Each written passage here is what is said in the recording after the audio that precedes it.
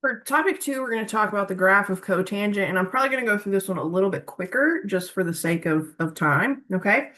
We get the gist of how these graphs are working, so we'll speed through this one a little bit. So we're talking about, whoops, let me get my glove on so I don't smudge my tablet.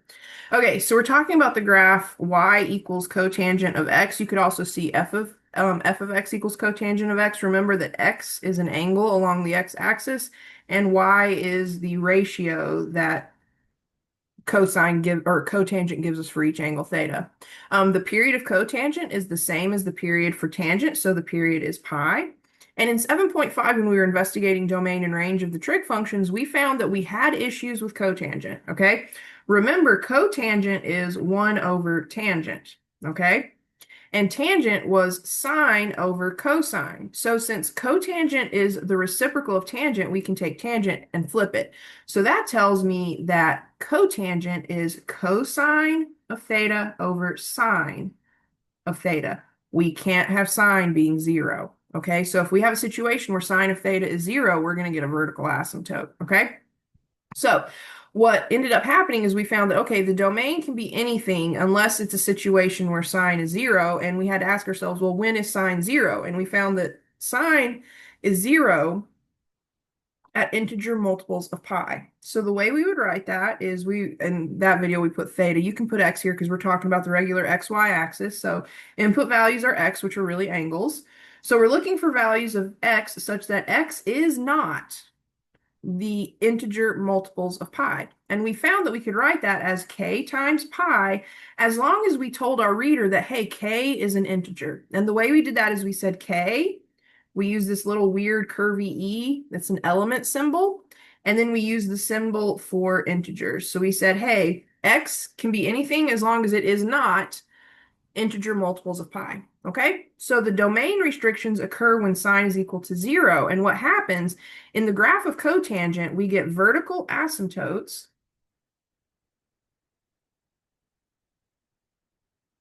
at x-intercepts of sine. So sine is 0 when it's when it has an x-intercept. Okay, so we're looking for x-intercepts of sine, and those become the vertical asymptotes in cotangent. So cotangent is a totally different graph than tangent, but it has like a similar shape. It's just kind of like inverted, all right?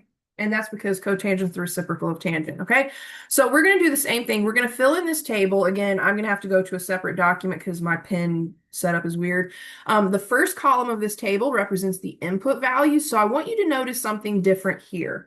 When we were talking about tangent, we started at negative pi over 2 and went to positive pi over 2. And that ends up being a period of pi radians. So the difference between negative pi over 2 and positive pi over 2 is pi.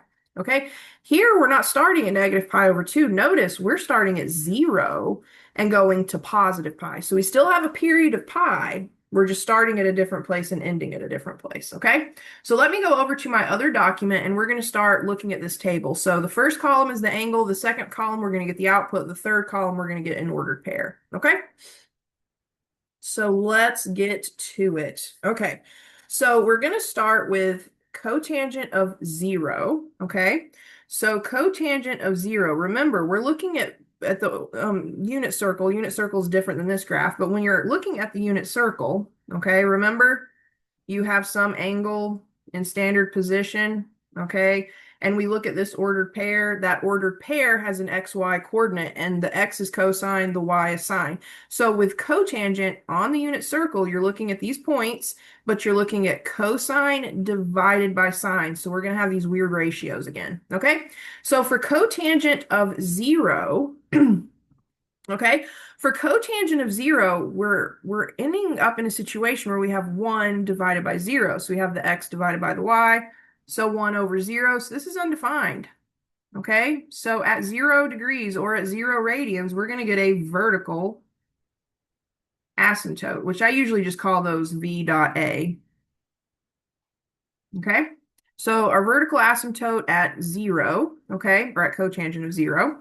Now we're going to look at cotangent of pi over 6. So cotangent of pi over 6, that's 30 degrees. And at 30 degrees, if we take x and divide it by y, we get root 3 over 2 divided by 1/2. Well, that's root 3 over 2 times 2 over 1, or just root 3. So we get the ordered pair, pi over 6, root 3. And remember from the previous video, root 3 is about 1.7, 1.73, okay? So next we're going to look at cotangent of pi over 4, that's 45 degrees. X is root 2 over 2. We're going to divide that by y, which is root 2 over 2, so we get 1. So we have pi over 4 and comma 1. And then let's see, pi over 3 is next. So at pi over 3, we get 1/2 divided by root 3 over 2. So remember, x divided by y.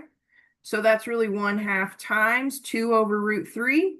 I get 1 over root 3, but I have to rationalize it. So again, hopefully you're getting really good at rationalizing. So we should get root 3 over 3. So we have pi over 3 comma root 3 over 3. And remember from the previous video, root 3 over 3 is about 0.6. It's a little bit less than 0.6. Okay?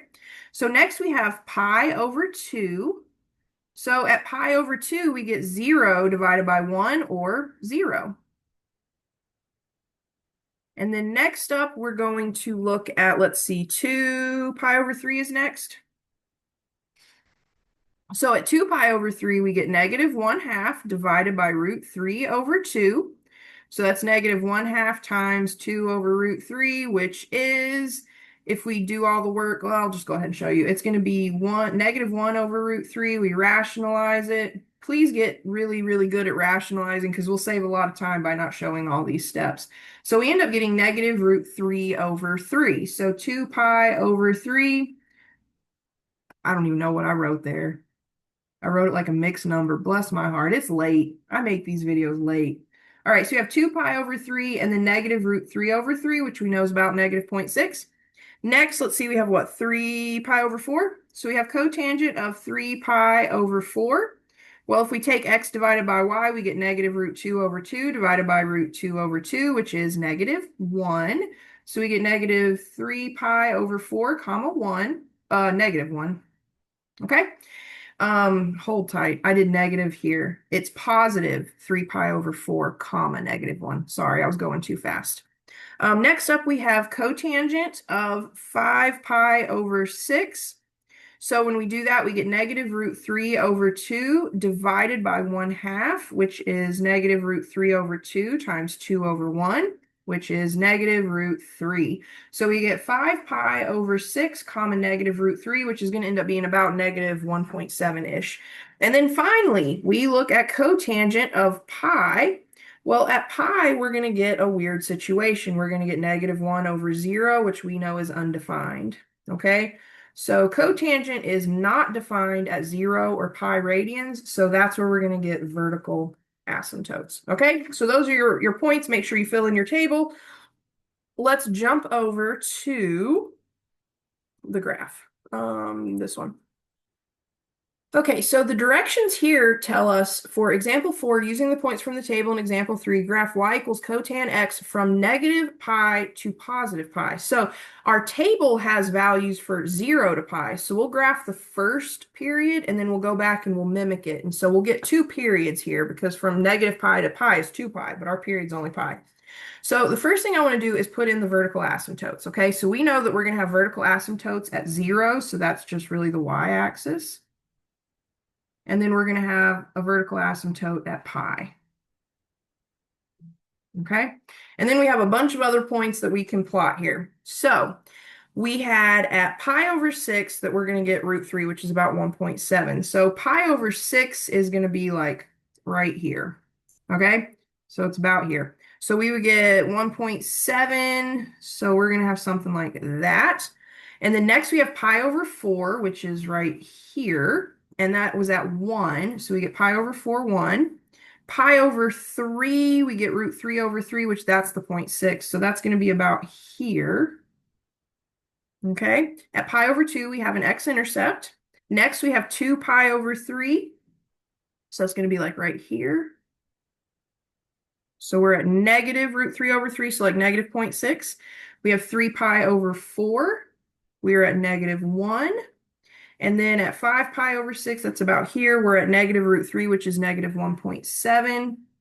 And then at pi, we have our vertical asymptote. So this time, our graph looks like this.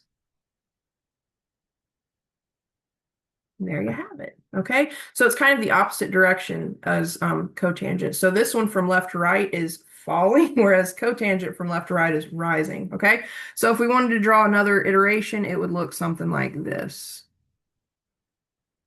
And there you have it. So that's cotangent. So of course the one without the points looks smoother than the one with the points, but you can envision, you can squint and make it look beautiful.